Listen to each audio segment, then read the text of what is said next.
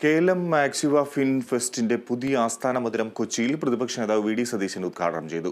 തുടർന്ന് മരിയറ്റ് ഹോട്ടലിൽ നടന്ന ഔദ്യോഗിക ചടങ്ങിൽ ഇന്ത്യൻ ടെന്നീസ് ഇതിഹാസം സാനിയ മിർസ പങ്കെടുത്തു.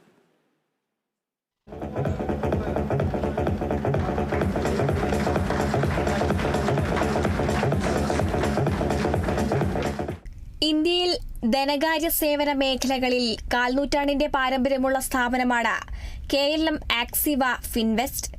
കൊച്ചി ഇടപ്പള്ളിയിൽ കമ്പനിയുടെ പുതിയ ആസ്ഥാന മന്ദിരം പ്രതിപക്ഷ നേതാവ് വി ഡി സതീശൻ ഉദ്ഘാടനം ചെയ്തു. 5 നിലകളിലായി 25,000 സ്ക്വയർ ഫീറ്റിൽ പണിത കോർപ്പറേറ്റ് ഓഫീസിലായിരിക്കും KLM ആക്സിവയുടെ എല്ലാ ഡിവിഷനുകളും ഇനി പ്രവർത്തിക്കുക. 5000-ലധികം ബ്രാഞ്ചുകളെ ഏകോപിപ്പിക്കുവാൻ ഇവിടുത്തെ കേന്ദ്രീകൃത സംവിധാനത്തിലൂടെ സാധിക്കുമെന്ന് എക്സിക്യൂട്ടീവ് ഡയറക്ടർ ഷിബു തെക്കുംപുറം പറഞ്ഞു.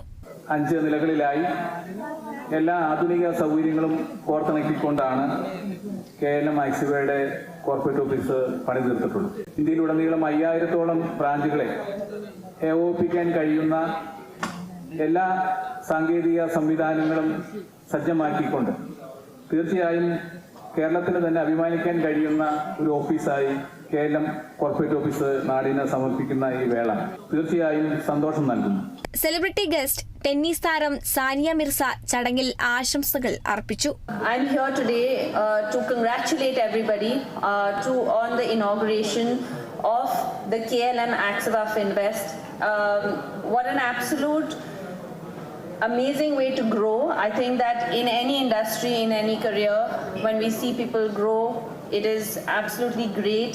And the kind of opportunities that are provided through this platform and through this institution has been great, as I've been hearing.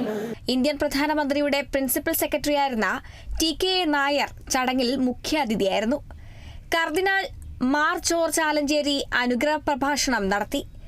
Synthite industries managing director Aju Jacob managing training ഇൻസ്റ്റിറ്റ്യൂട്ടിന്റെ ഉദ്ഘാടനം നിർവഹിച്ചു. ഇസാഫ് ബാങ്ക് മാനേജിംഗ് ഡയറക്ടറും CEO-യുമായ Paul Thomas KLM അരീനയും ഉദ്ഘാടനം ചെയ്തു. KLM Axiva chairman TP Srinivasan അധ്യക്ഷത വഹിച്ച ചടങ്ങിൽ ഡയറക്ടർമാരായ MP Joseph, Abraham Tharian, professor KM Kuriakose, Kochi mayor M Anilkumar, Uma Thomas MLA എന്നിവർ ആശംസകൾ അർപ്പിച്ചു.